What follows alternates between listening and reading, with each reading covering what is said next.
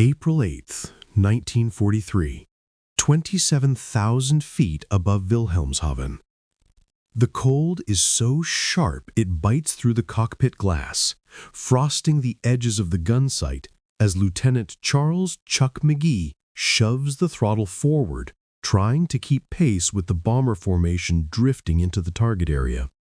He's flying an early model P-51 Mustang, fast in a dive, graceful in a roll, but choking for breath at this altitude. The engine sputters, then steadies, then sputters again. Every pilot in the 4th Fighter Group knows this weakness. And down below, the Germans know it too. A voice cracks across the radio. "Bandits, 11 o'clock high." In seconds, a swarm of Messerschmitt Bf-109s slices through the sun, their yellow noses glinting like knives. The American pilots feel their stomachs drop. Up here, above 25,000 feet, the 109s hold every advantage. McGee presses deeper into his seat, praying the Merlin-powered Spitfires escorting nearby RAF bombers were closer than they looked. His Allison engine coughs again, losing power as the Mustang struggles in the thin air. It's like trying to sprint while breathing through a straw. The German fighters dive with predatory confidence. They've fought this fight before. They know exactly when these American Mustangs start to fall behind. Bullets rake past McGee's canopy. He jerks the stick left. The Mustang responds, but not fast enough. He hears a voice he doesn't recognize. Tight, panicked. "We can't hold altitude. These engines weren't built for this." He already knows. Every pilot knows. The P-51 is a good aircraft, but good isn't enough over Germany.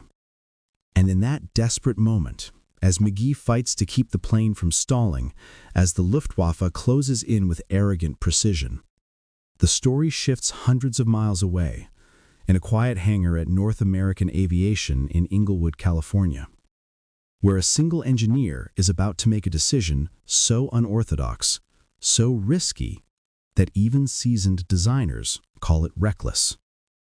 Edgar Schmued stands over a blueprint table, staring at the engine bay outline of the Mustang. He lifts a pencil, hesitates, and then sketches a shape not meant for an American fighter.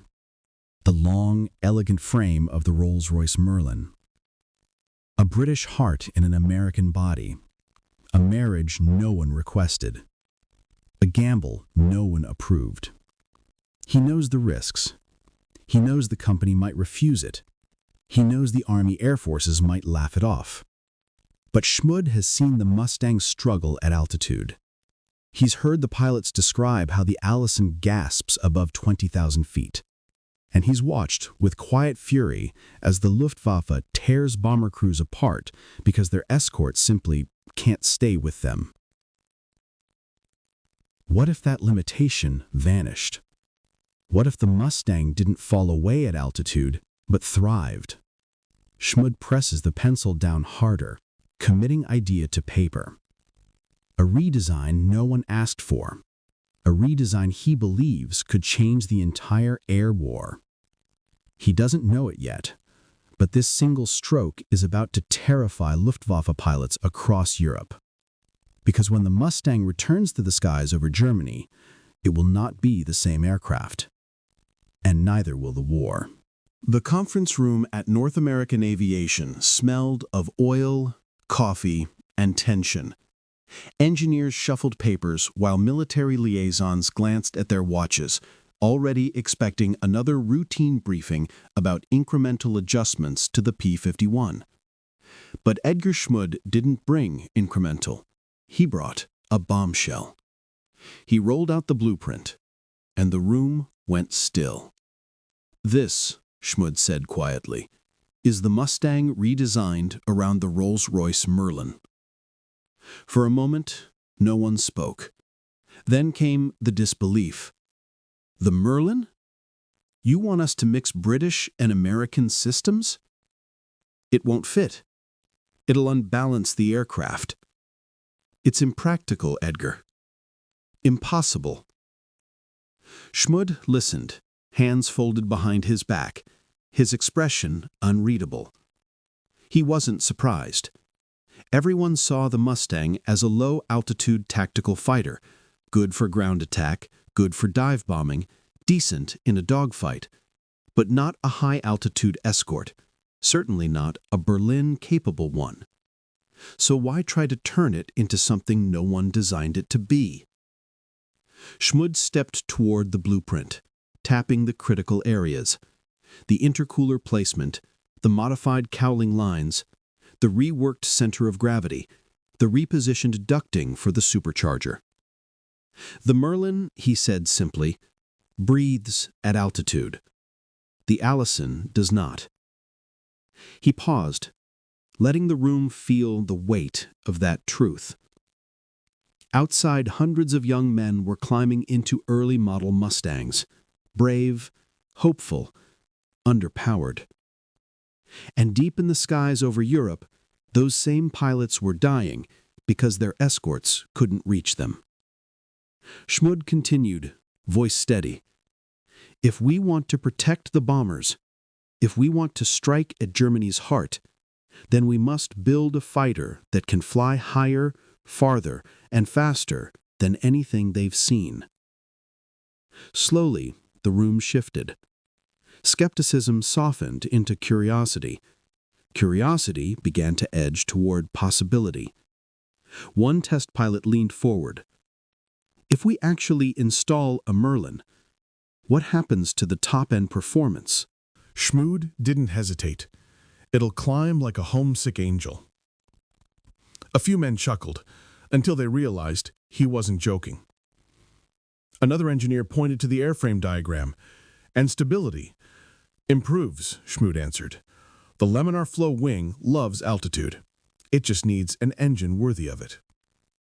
A colonel from the Army Air Forces crossed his arms. We're fighting a war, Schmued. We don't have time for experiments. Schmued's reply was almost a whisper.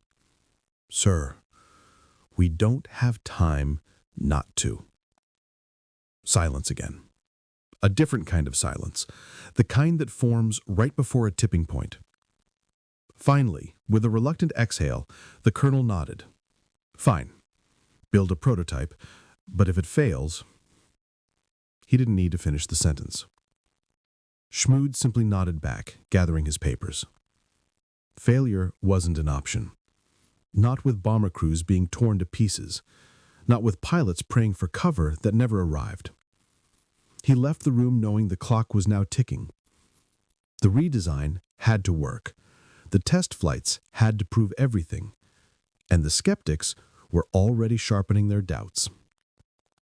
In the hangar, the first Merlin engine sat on a crate, gleaming like a forbidden artifact. Compared to the Allison, it looked almost regal. Sleek, elegant, and deceptively powerful. A machine born in Britain, nurtured in combat, carried by the Spitfire through the darkest days of the war. Schmued ran his hand along its casing. You're going to save lives, he murmured. You just have to fit. As technicians prepared to tear open the Mustang's nose and reshape its entire identity, word began to spread through the factory. They're putting a Merlin in the Mustang. That'll never work. If it does, God help the Germans. But none of them, not even Schmued, were prepared for what the prototype would become.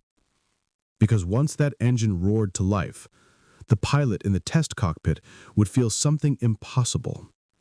The Mustang wanted to fly higher, faster, farther, as if it had been waiting for this moment from the very beginning.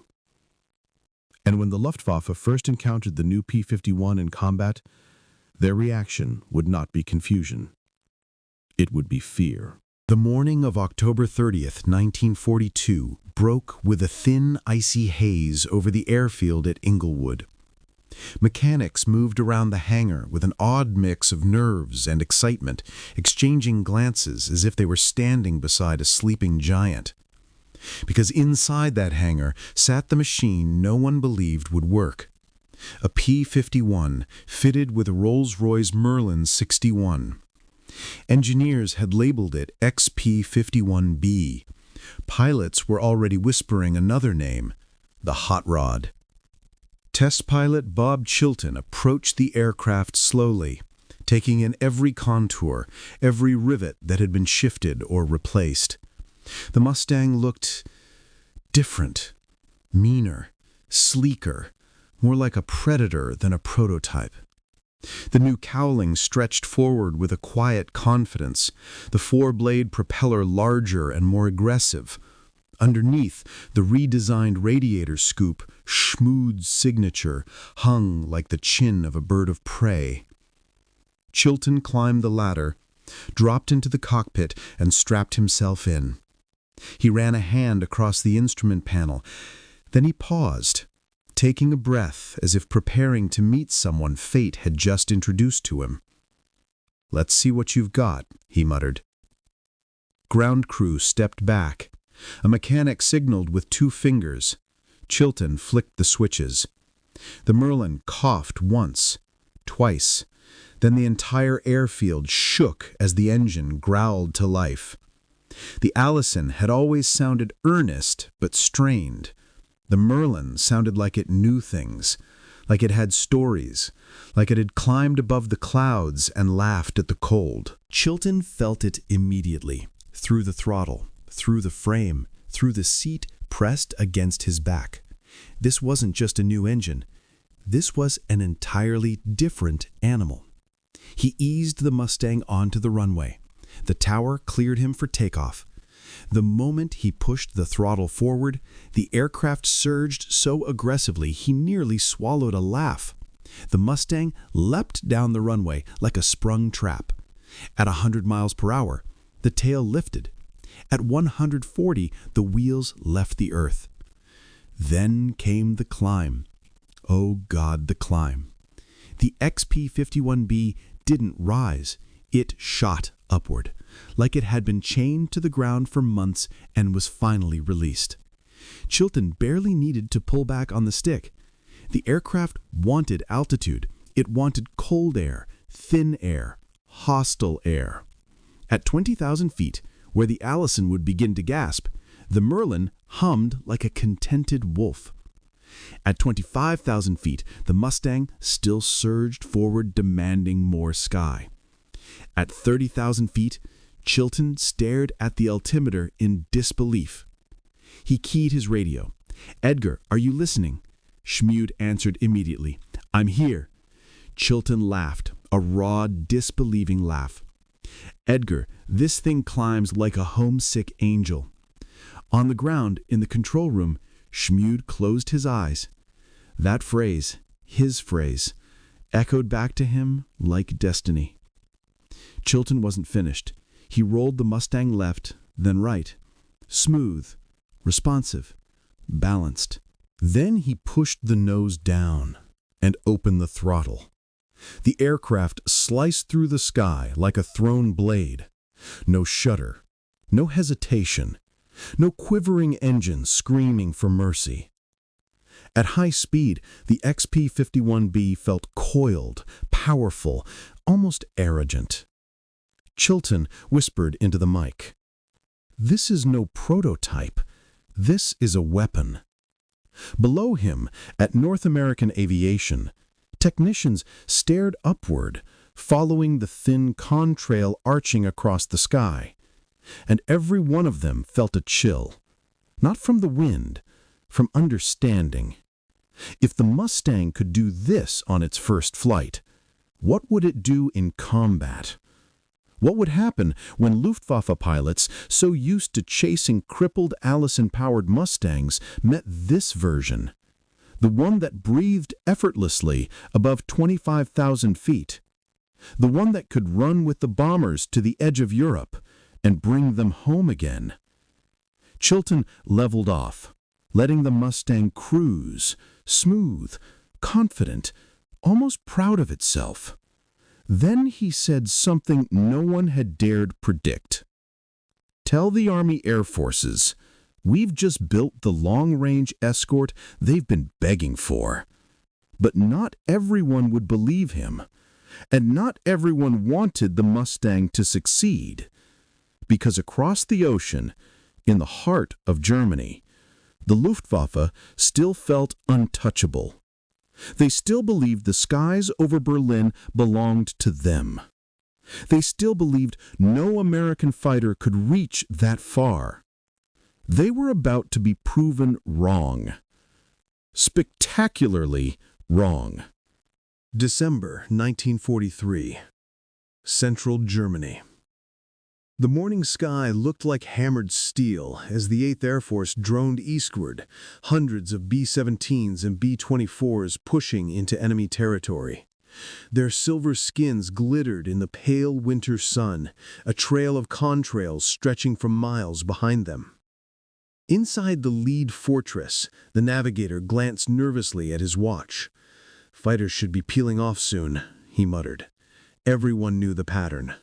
American escorts stayed with the bombers until fuel ran thin. Then they turned back. Then the Luftwaffe descended. Every single time. But today, something felt different. A gunner in the waist window leaned out, squinting at the high sun. What the hell kind of plane is that?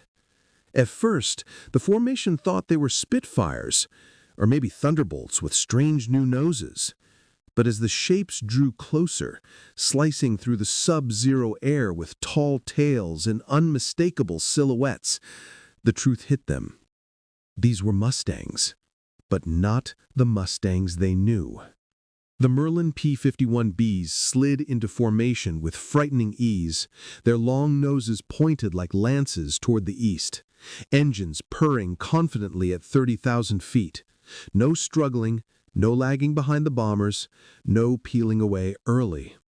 The crews stared, stunned. The escorts weren't leaving. They were just getting started. And far ahead, German radar stations began to buzz. Controllers watched the American formation push deeper and deeper, far past the point where escorts usually turned home. A captain at the Luftwaffe command post frowned. Impossible. Their fighters cannot reach this far. But American fighters were there, and they were climbing. Minutes later, a swarm of Bf-109s and FW-190s took off from airfields across northern Germany. Veteran pilots tightened their masks, confident as always. The Americans would be naked soon. Bombers without escorts were slow, predictable, easy prey. One ace, Oberleutnant Karl-Heinz Hetschel, smirked as he banked toward the incoming formation. They won't run today. They can't. But as the German fighters closed in, something unexpected happened. The escort didn't fall away. It didn't descend. It didn't break formation. Instead, a group of sleek, dark-nosed Mustangs rose up to meet them. Not struggling Mustangs, not the low-altitude Allison versions they had mocked for months. These were faster, higher, sharper. Hetschel blinked hard. What are those? The first pass was brutal. Two P-51Bs slashed through the German formation, diving with terrifying speed before climbing effortlessly back to altitude. Their .50 caliber guns stitched through the sky with surgical precision. A 109 burst into flames. Another spiraled downward, smoke pouring from its engine. The German radio net erupted with confusion. This is not possible. They're Mustangs, but they're not. They're outclimbing us. For years, the Luftwaffe had held one sacred advantage: altitude dominance. But today, the Americans took it from them. A bomber gunner watched the dogfight unfold above and whispered, almost reverently, "Those ain't the same Mustangs, boys." And he was right. The Merlin Mustang was ruthless, precise, unshakable. The Luftwaffe ace Hetschel tried to dive away, counting on the familiar tactic: let the nose drop, pick up speed, escape downward. But the P-51 stayed with him. It stayed on him. Its nose never wavered. It just closed the distance, meter by meter, like a predator that had finally found its perfect prey. Hetchel's last transmission carried both shock and disbelief. They are faster than us at altitude. How? Seconds later, the sky lit with a burst of tracers. His 109 vanished into cloud. The bombers watched, wide-eyed, as their escorts soared back into position, almost casual in their dominance. For the first time, the Luftwaffe had tasted the future, and the future scared them. The Merlin Mustang was no longer just an experiment. It was a message, a declaration, a promise. And soon, it would escort the bombers all the way to Berlin itself, right into the heart of the Reich.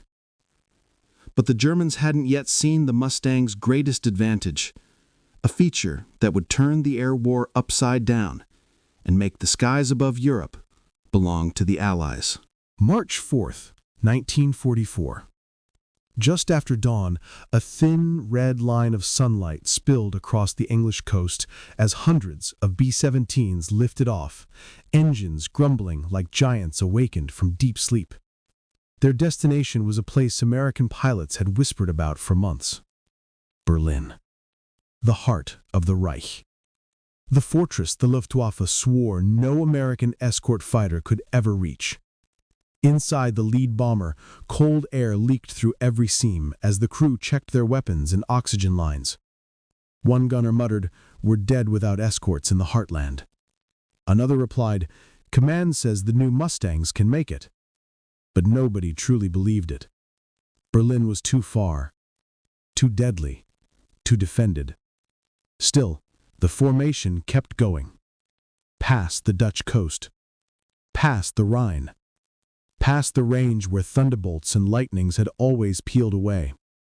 But today, the sky behind the bombers remained alive with movement.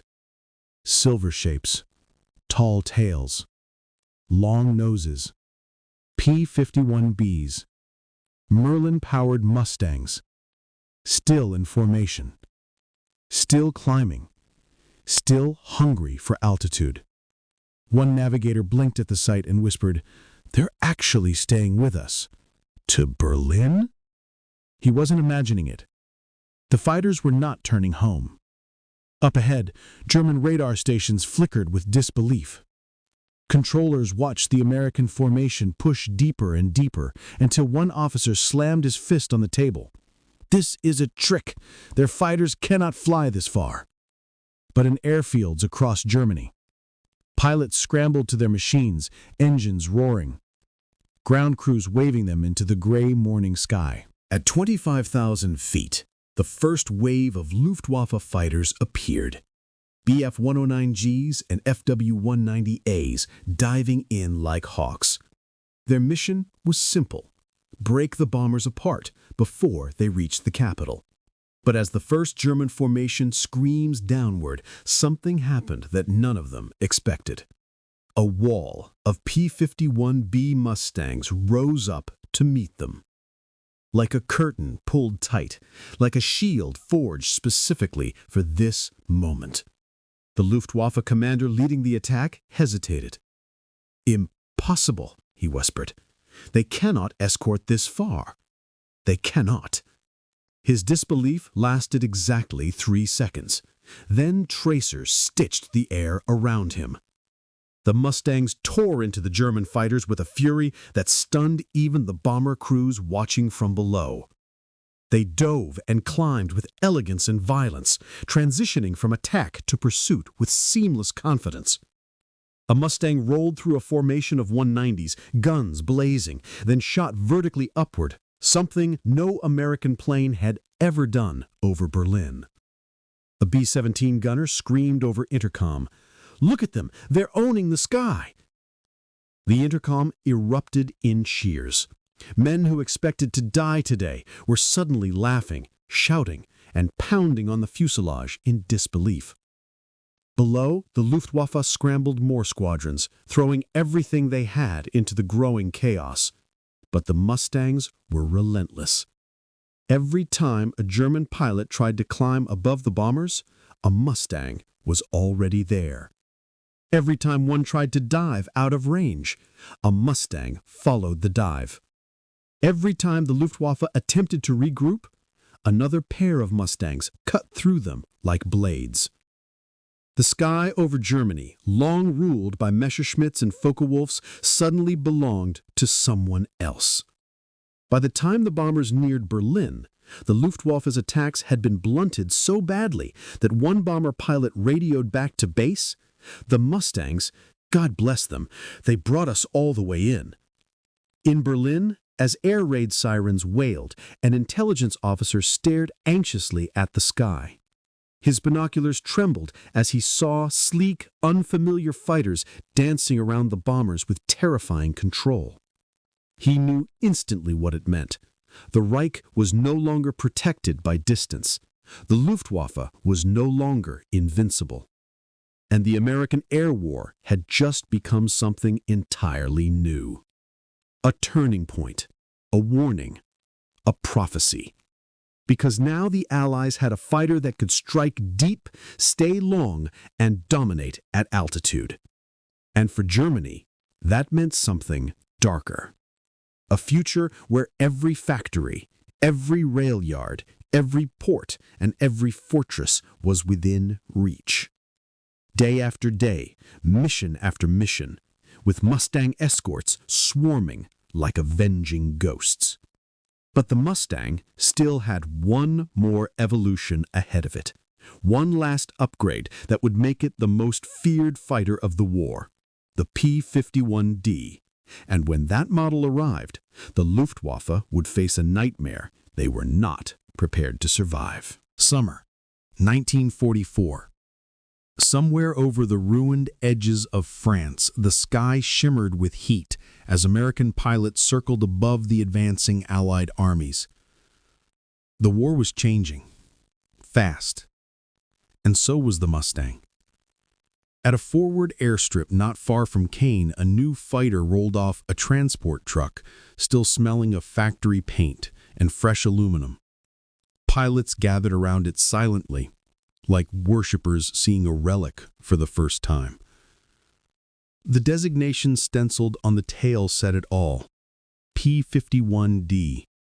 To the untrained eye, it looked similar to the B model, but to a pilot, it was a revelation.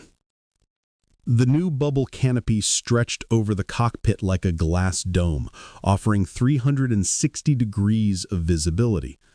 No more craning around metal frames, no more blind spots for enemy fighters to hide in. Just pure, panoramic awareness, the dream of every airman who'd ever been bounced from above. Lieutenant Red Jennings walked around the aircraft, running a hand along the smooth spine where the old razorback had been shaven away. He could feel the difference in his bones. This wasn't just an upgrade. It was a metamorphosis. 6.50 caliber Browning machine guns, 3 in each wing, gave the Mustang a punch that could shred anything the Luftwaffe put in the sky. The redesigned fuselage corrected the quirks of the B model. The new rear fuselage tank offered deeper reach into the heart of Germany. And the Merlin. Oh, the Merlin still purred with that same silky menace, eager to climb, to chase, to kill. Jennings climbed into the cockpit for the first time. The canopy locked above him with a hiss, and suddenly he felt like he was floating. Nothing obstructed his view. Not the horizon, not the sky above, not the world below. It felt like sitting on top of the airplane instead of inside it.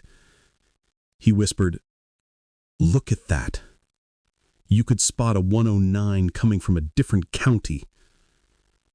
Mechanics stepped back. Jennings pushed the throttle forward. The Merlin snarled, biting into the air as the Mustang surged across the runway. When the wheels lifted, he felt something he hadn't expected. Grace. The P-51D didn't fight the pilot. It danced with him. Every input, gentle, responsive, intuitive. He banked left, smooth. Banked right, effortless. Climbed. The horizon dropped away like an elevator floor. Jennings keyed the mic. "Control? You're not going to believe this thing." And Control did believe him, because they could hear the joy in his voice. At 25,000 feet, with the bubble canopy glowing in the sun, the Mustang felt like the master of the sky. Then Jennings spotted something below, a speck, moving fast, angling upward. A German fighter. Alone. Testing the perimeter. Jennings rolled hard, dropping into a dive. The Mustang howled as it accelerated. The German pilot never saw him, not through his framed canopy, not against the glare of the sun, not until the .5 cals opened fire, ripping across his fuselage. Jennings pulled up, leaving the smoking wreck behind him. Over the radio, he exhaled, "This airplane, it's perfect." And word spread quickly.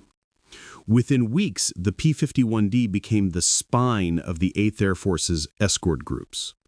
Group after group replaced their older models, each pilot discovering the same truth.